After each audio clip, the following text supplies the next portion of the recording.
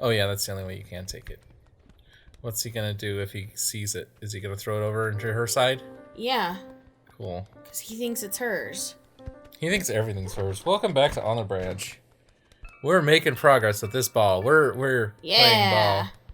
I know where it went. Where did it go? I didn't see it. Down here. Oh. Uh-oh. Did it end up outside where we're gonna have to take it all the way back through? Where is it? Where is it? Where is it? Where did it go? Oh.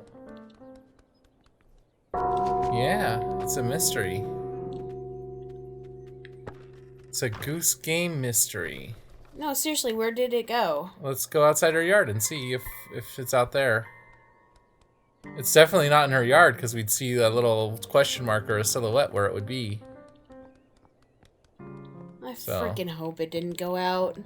Well, if it went on the side that's to our left here, that's fine because that's where it needs to go. But if it went out the front of the gate, then we have to get it back inside all over again, and then we'll have to pause the episode because there's the goal right there. But I don't see that. I don't see that ball. All right. Did we glitch it? I hope not. Oh, that's gonna be so annoying. All right. Do we need to pause the episode? We need to pause the episode. Oh, there it is. Did Where? you see it? No. It's in her yard. See it there? Ah, I see it.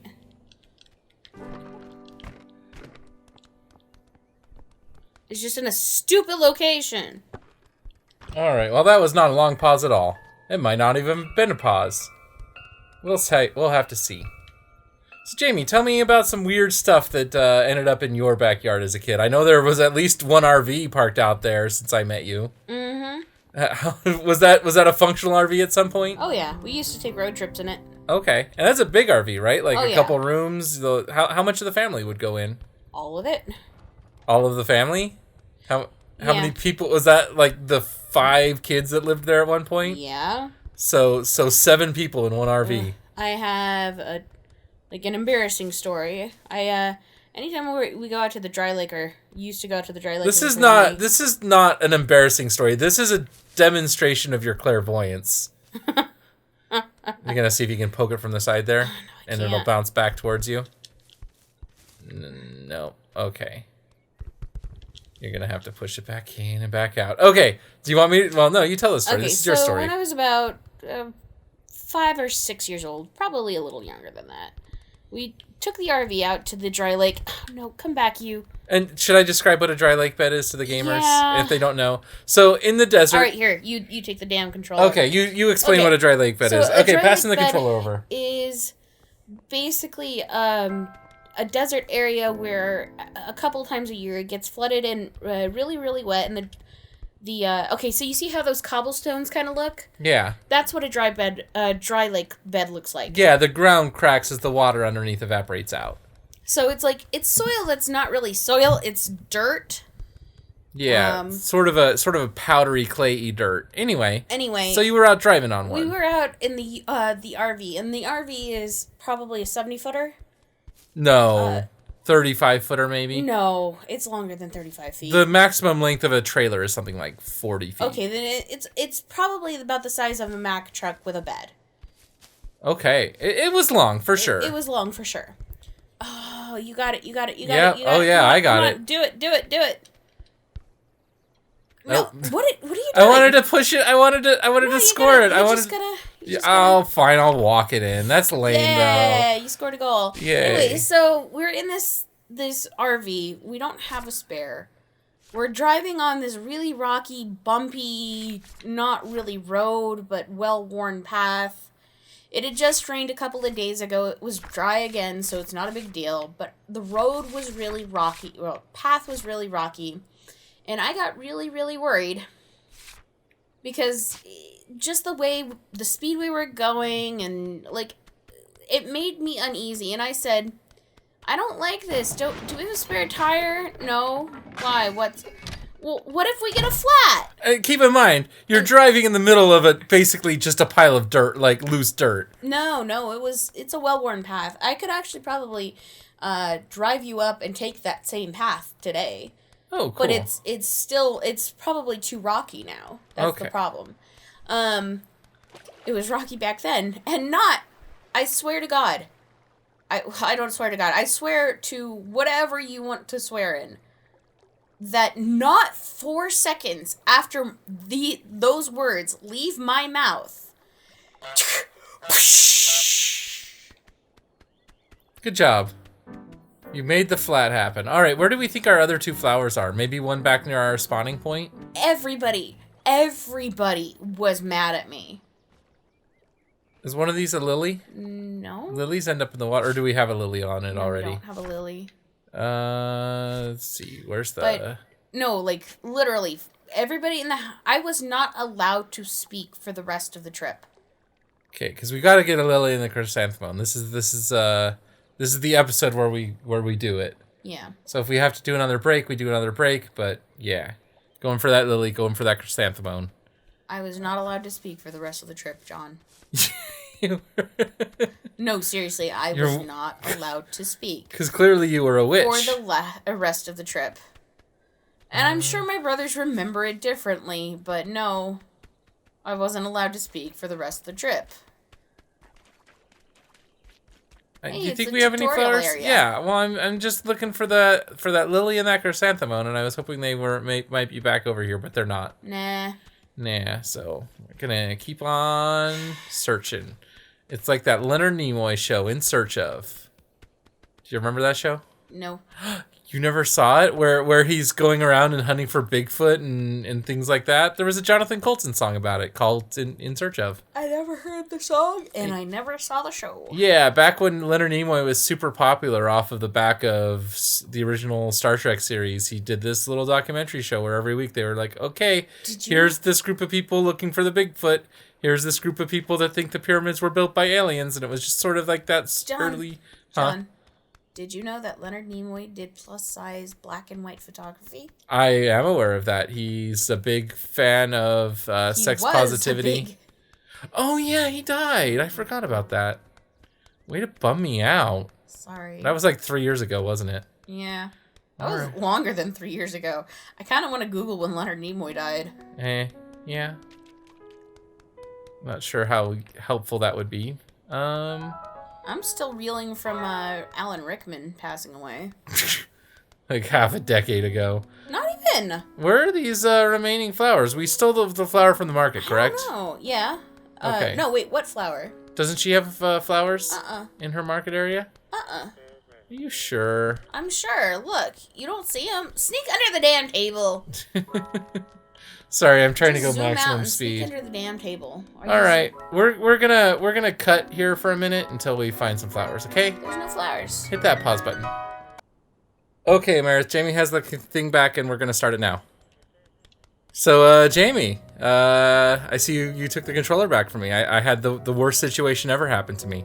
You had an emergency evacuation? Yeah, an emergency poop right after you took a shower. Isn't that the worst? Right before we sat down tonight, we got out of the shower. We said, okay, time to record. And I've already ruined it. I've already ruined that clean beehole feeling. We say beehole, right? Is that it? Is that everything? Or is there one more? Okay, one more. I had to get the chrysanthemum. So we picked up the lily from the shopkeep. And lily now. Yeah, and then the Let me see. Chrysanthemum is in. I looked this up during my emergency trip to the banyo, and it's right. Yeah, it's right inside the pub. The pub. Yeah, it's right when you walk in the front entrance of the pub. So either try to jump in or do the good old fashioned sneak in approach. Good old box. Box. Where? It's zoom back out. Where is it? I think I think it's up against that back wall. I think that's those blue flowers there, maybe. No, that's not a chrysanthemum. Chrysanthemums are usually pink. Could it be one of the ones in the planters? Is it in the tiny town? Oh, yeah. I'm wrong. It's in the tiny town. Oh, well, this is the quickest way to the tiny town, right? No, it's not. Oh, go to the tiny town. I don't know why my brain said it was in the pub. Oh, because it was the one you have to perform for is in the pub. This takes us back to the tiny town? The teeny tiny town? No, it doesn't. Okay. I thought it did. Well, we'll get our way over there, won't we? Yeah, we will. Somehow. So what other weird stuff was in your backyard as a kid? Well, we had this, octagonal, Did she see you? Yeah. Let's see. See if she kicks us out of it. She drop it. Yep. Well, there are other ways into the tiny town though, right? There's gotta be. Wow. So you were saying? In your We had an octagonal, like, jungle gym. And it was made of metal. And we used to, like, do all sorts of weird things. Sometimes, we would sneak sheets out of the house and try to cover it. But, you know, we were kids, so we didn't ever cover it particularly well. We had a metal slide.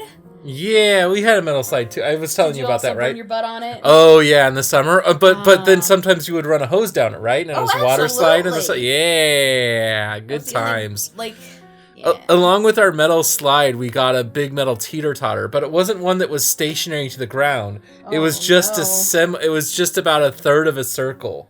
It was just this big metal semicircle that was flat on one end and rounded on the other. And the way you would teeter-totter is pretty obvious. And somehow we never flipped that thing over on ourselves because it was something like, I don't know. My brain said it was super long, but it was realistically probably about 10 feet across. Oh, man. Which is enough if you fell down with that on top of you, you would kill yourself. I remember the last time I rode you might a have teeter-totter. I remember... No, I don't have to honk. I remember the last time I rode a teeter-totter. Or tried to ride a teeter-totter. I should amend. My mother and I and my brothers went to...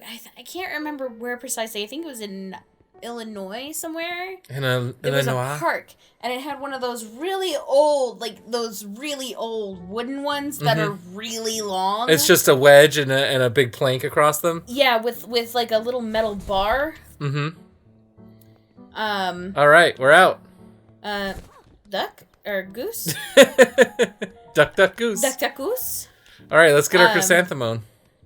Anyway, so the last time I tried riding one of these, it didn't fare so well. I was with my mom on one end, and I was on the other. Oh, hey, here's our boat. And when she went down and I went up... There it is. I launched off. Launched? Like, as in, went airborne? As in, yes, I was airborne about 3 inches off of the thing, which, if you're, I don't know, 6 feet in the air... It's pretty high up. It's like when you jump off a swing at the apex of the arc, right? Yeah. When I fell on my back, and Is this the best way back, you think? Probably. Okay. I don't know. We'll find out. We'll find out this time. Yeah, we'll find out. Yeah, this is it. For a few days. When I fell on my back, like flat on my back. And thankfully, at that point, we'd taken a little bit of karate. And the first thing they teach you is when you fall, you lift your head and you have both your arms out. Oh, cool. We're there. Right? Aren't we close by? Go this way. Yeah. And that will prevent your head from getting injured. I used that a lot. I used that knowledge. All right. Good job. Baby, we collected 5 flowers from around the town. Wait, that's not how the song goes at all. I ruined everything. I'm the worst. But hey, we completed the task. Yay! Yay! Next time Celebratory honks. But yeah, I hurt myself. You hurt yourself. Yeah. Next time on the branch.